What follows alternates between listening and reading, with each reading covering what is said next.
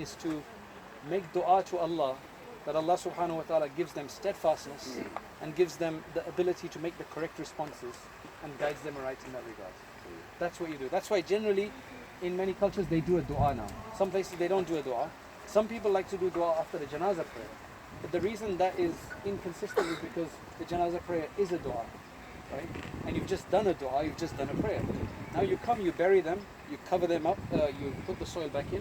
Then a lot of places they follow this practice of Abdullah ibn Umar radiallahu anhu that used to read at the foot and the head and the foot side.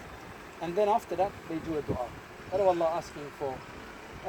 There's a concept of talqeen, right, which I've seen observed in some places, mentioned in the books as well. It's not completely recommended. Some have recommended it while others have discouraged it. So there's a bit of a difference of opinion about talqeen. What talqeen is that you go to the grave and you actually speak to them to say, your Lord is Allah and your Prophet is Muhammad sallallahu alaihi wasallam and you are a Muslim. In a sense, trying to remind them.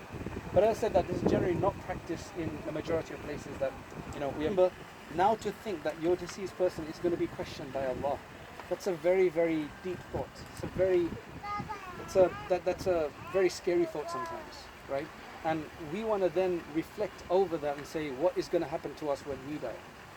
The questions are going to be asked to us as well. So that is a very strong moment of reflection.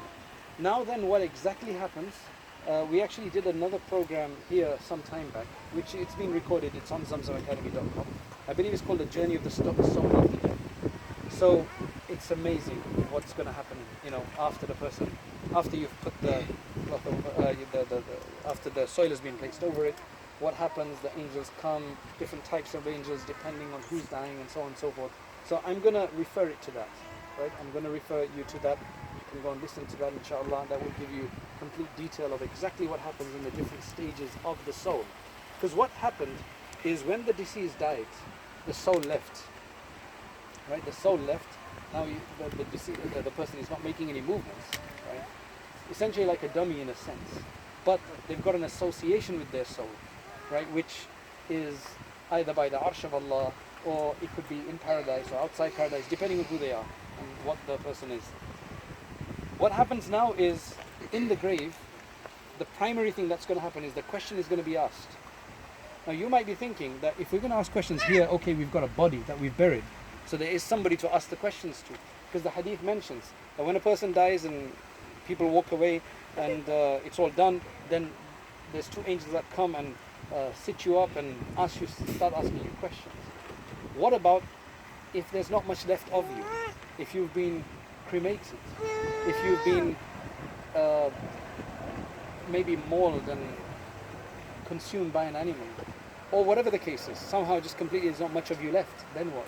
So what you have to understand is that in the world, our body is primary, our soul is secondary in the way everything functions. When you get into the grave or into the next realm, however you've gone, the soul becomes primary, the body becomes arbitrary, the body is secondary, supplementary. That's why it doesn't matter what state your body is in, your soul is going to do the asking now, and it's going to be a reflection of our life. So you can't train for this day in a sense, okay, give me the answers to the angels, what are the questions? That's what happened. There was one teacher of mine who mentioned that his old mother, he mentioned, and she said, can you teach me the responses in Arabic? Man Rabbuk, who is your Lord? Assuming that the questions are in Arabic, right?